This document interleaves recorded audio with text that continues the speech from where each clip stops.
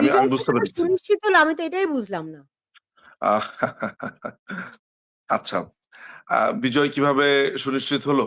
সেটা হচ্ছে আমি আপনাকে কয়েকটা চিত্র দেখাই, হ্যাঁ? আ আ যখনই মানে দেখেন ইতিহাস এখানে প্রাসঙ্গিক একটা ব্যাপার, হ্যাঁ? আ বঙ্গবন্ধুকে আ পুরো সপরিবারে হত্যা করা হয়েছে।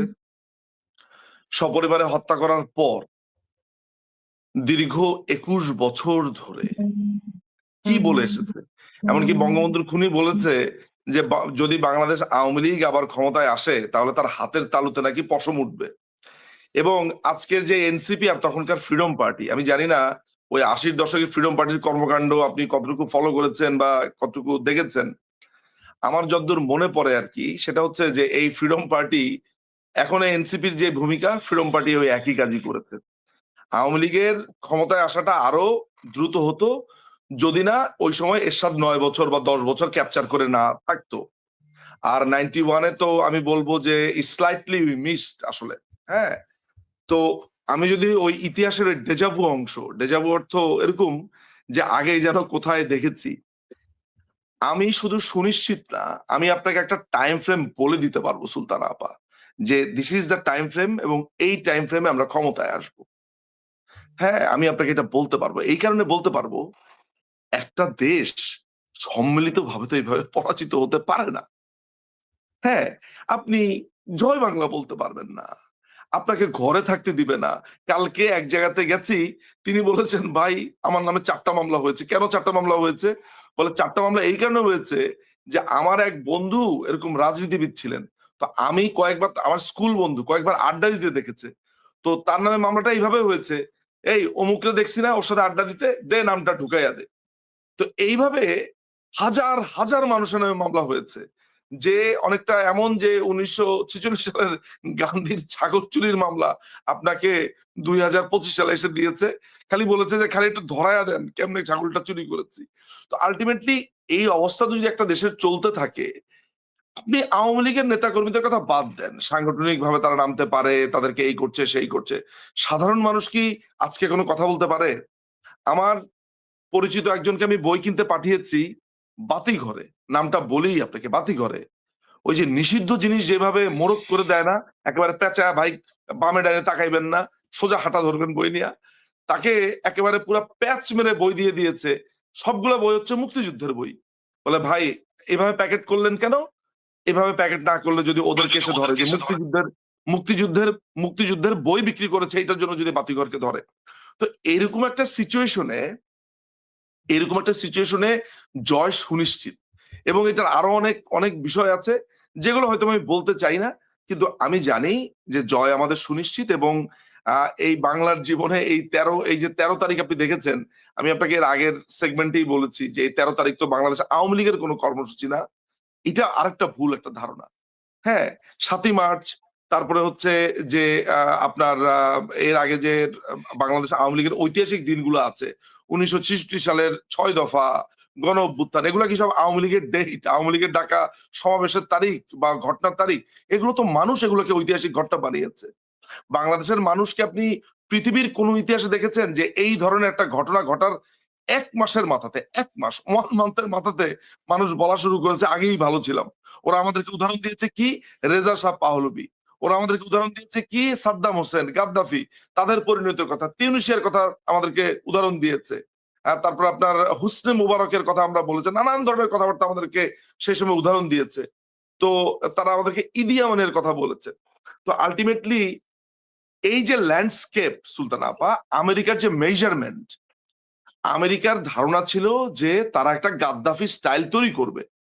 কিন্তু বাংলাদেশের যে ল্যান্ডস্কেপের মেজারমেন্ট এইটা বুঝতে তাদের কষ্ট হয়েছে যে ওই আমেরিকান যে বাবুটি ওই একটু কষ্ট করে বাংলাদেশি রেস্টুরেন্টে যায় খেতে, ওই যে ভাতটা যে তৈরি করে বা ভাত যে উৎপন্ন করে সেই কৃষক সে আওয়ামী লীগেরই আসলে। ওই যে রাস্তা দিয়ে হাঁটে যে রিক্সাতে যদি তাদের একটু মনে হয় যে একটু রিক্সাতে চড়ি, ওটা আওয়ামী লীগেরই আসলে। ওরা এখন বোঝা শুরু করেছে যে ওই শাহজাহানপুরের তাদের যে এমবেসি তার আশেপাশে থেকে শুধু আওয়ামী লীগেরই আওয়াজ। সোদাগন্ধ বলি না, মাটির সোদাগন্ধ। এই মাটির সোদাগন্ধ আওয়ামী লীগের কথাই বলে। আচ্ছা, আওয়ামী লীগকে ছাড়া এগুলো সব ভাবের কথা বাদ দিলাম আমি। আওয়ামী লীগকে ছাড়া বাংলাদেশের রাজনীতি আপনি যত বড় আপনি আওয়ামী লীগ বিরোধী হন না কেন, আপনি কল্পনা করতে পারবেন? সো আওয়ামী লীগ ফিরবে, আওয়ামী লীগকে তার ফিরতে হবে এই মানুষের জন্য, মানুষ ফেরাবে।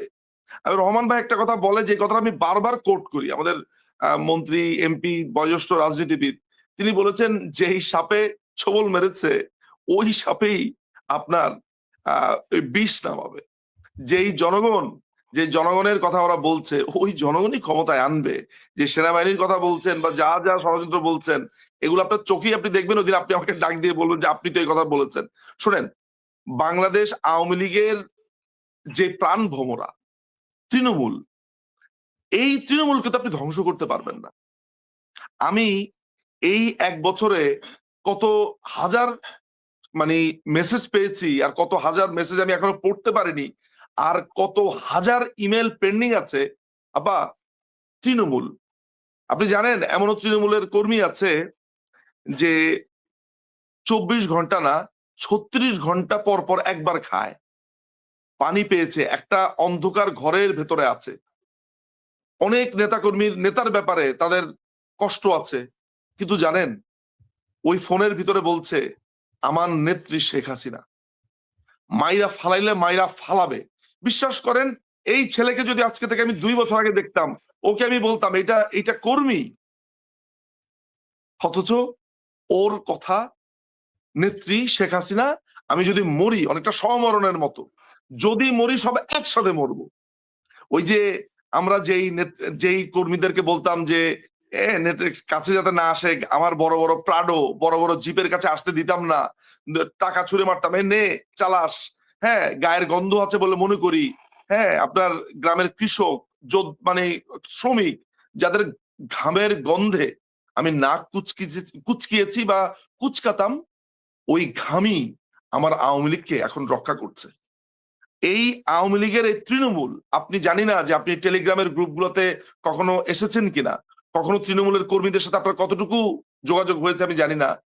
মানে আমি মোটামুটি বলা যায় যে সারা বাংলাদেশেরই বিভিন্ন জেলাতে, বিভিন্ন ছোট ছোট জায়গাতে যে টেলিগ্রামের গ্রুপ, বিভিন্ন মানুষের সাথে যোগাযোগ, আমার একটা উপলব্ধি হয়েছে যে বাংলাদেশের সমস্ত কিছু ধ্বংস হয়ে যাবে, আওয়ামী লীগের তৃণমূল ধ্বংস হবে না। এই এক অদ্ভুত চিজ, অদ্ভুত জিনিস। আপনি হাজারো মারবেন, হাজারো কাটবেন, কোত্থেকে যেন ওই রক্ত থেকে আবার জন্ম নিবে। আপনি বিশ্বাস করতে পারেন, ও মারা যাচ্ছে, এক লোক মেরে ফেলেছে, অলরেডি ডেড ডেড, বলে জয় বাংলা। জয় বাংলা শব্দটা, এগুলো তো ভাই গল্প কথা না। আমার আমি পেশাতে একজন ব্যারিস্টার সলিসিটর। আমার একটা আমার একটা মানে আমি আমি ব্রিটিশ নাগরিক, বাংলাদেশী নাগরিক দুইটাই। আমার একটা একটা অদ্ভুত সচ্ছল জীবন আছে, যে আমার কোনো টাকা পয়সা ক্যাচাল নাই, কিচ্ছু নাই, সুন্দর মতো আমি জীবন যাপন করতে পারি। আপা, আমি এক পায়ে দাঁড়ানো, যদি আজকে ট্রেনিং নিতে বলে, আজকে যদি ট্রেনিং হয়, আজকে যদি মুক্তিযুদ্ধের মতো দেশে ঢুকতে হয়, আপা আপনি বিশ্বাস করেন আমি এরকম হাসছি যে আমি হাসতে হাসতে আগরতলা আসাম দিয়ে ঢুকবো বাংলাদেশে। আমি তো জানি মৃত্যু সুনিশ্চিত, আমার স্ত্রীকে বলেছি। তাহলে আপনি আমাকে বলেন যে আমার আমার কি পাওয়ার আছে? আমার একটাই আছে, আমার কোনো মৃত্যু যন্ত্রণাও নাই, আমার কোনো এগুলার ইচ্ছাও নাই। আমার জীবনের একটাই লক্ষ্য, নেত্রীকে সসম্মানে দেশে আনতে হবে, আর বঙ্গবন্ধুকে যে অপমান করেছে এটার প্রতিশোধ দিতে হবে। বিশ্বাস করেন আমি এই 2 আগুনে জ্বলছি। আমার ভেতরে যদি আগুন থাকে তাহলে এই 2টা আগুন জ্বলছে, এর বাইরে আমার আর কিচ্ছু নাই। Nothing, nothing. আমি আপনার প্রোগ্রামে অ্যাটেন্ড করেছি জানেন, আমি 1 ঘন্টাও ঘুমাই নাই। নট এ সিঙ্গেল আওয়ার আমি ঘুমাই নাই। আপনার প্রোগ্রামে এসেছি শুধুমাত্র দলের কথা বলবো বলে। এই আত্মত্যাগ, এই আমাদের প্রত্যেকটা মানুষের এই দল ক্ষমতায় না এসে পারে। গতকাল আমার আমার অনুষ্ঠানে একটি ছেলে জয়েন করেছিল। আমাকে আরেকটা ও গ্রুপে, আমাকে আরেকটা, ঘুমাচ্ছে। সুতরাং আমার 10টায় একটা নৌকায় শোতে যাওয়ার কথা। ঘুমাচ্ছে, খাওয়া-দাওয়া নাই, কিচ্ছু নাই। আ উম শুধু কখন ডাক আসবে, যাবে।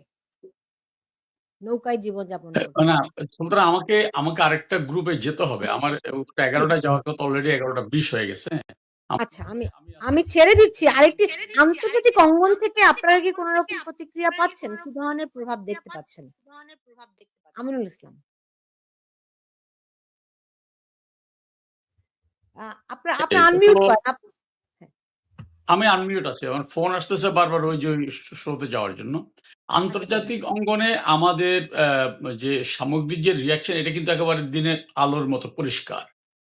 আমরা যতই সমালোচনা করি একটা সময়ে ডক্টর ইউনূসের বিশ্বব্যাপী একটি আ মানে কি বলবো এটা সমাদর ছিল। কিন্তু আজকে আপনি দেখুন তিনি একমাত্র জাপান ছাড়া গত ১৪ মাসে ১৪ টি দেশ তিনি সফর করেছেন। সেখানে তাকে বিদেশিরা কিভাবে গ্রহণ করেছে এবং তার সর্বশেষ যে ট্যুর ইতালি, সেখানে আমরা খুব লজ্জার সাথে লক্ষ্য করলাম যে তিনি উপযাচক হয়ে রোমের মেয়রের সাথে তার অফিসে গিয়ে একটা সাক্ষাৎ করেছেন এবং সেটা ফলাও করে তার ডাস্টবিন শফিক প্রচার করেছেন এবং আরো লজ্জায় আমাদের মাথাটা নিচু হয়ে গেল একজন বাঙালি হিসাবে যে সেখানে রোমের মেয়র তাকে সম্মান করে একটা সিঙ্গেল সোফা তাকে দিল না, তার কমন একটা সোফায় বসতে দিল। এই মানুষটাই কি ডক্টর ইউনূস? এই মানুষটা কি দেশের সরকার প্রধান?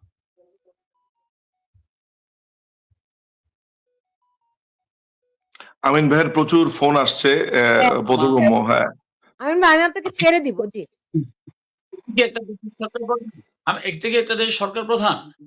আরে আমি নিজের কথাই বলি। আমি লন্ডনে বাকিংহামে যাওয়ার পরে আমাকে মেয়র ফোন করে তার অফিসে আমি ভিজিট করতে গেলাম। আমাকে উনি উত্তরীয় পড়িয়ে তার চেয়ারে বসে যে সম্মান আমার মতো একজন অধমকে দিয়েছেন। এটা তো স্বাভাবিক একটা অতিথির বিষয়। আপনার ঘরে একজন অতিথি আসলে আপনি তাকে একটা ফুল দিয়ে বরণ করেন। তাহলে এই মানুষটা শুধু নিজেকে নয়, বাংলাদেশকে বিশ্বে কোথায় নিয়ে গিয়েছে তার এই ট্যুর গুলো কিন্তু প্রমাণ করে যে তার ধোঁকাবাজি, তার চালাকি, তার প্রতারণা তাকে শুধু ছোট করছে না, তার পৃথিবী শুধু ছোট হয়ে আসছে না, সে বাংলাদেশকে ছোট করছে এবং অপমানিত করছে। এর জবাবও কিন্তু আগামীতে বাংলার মানুষ তাকে করুণ এবং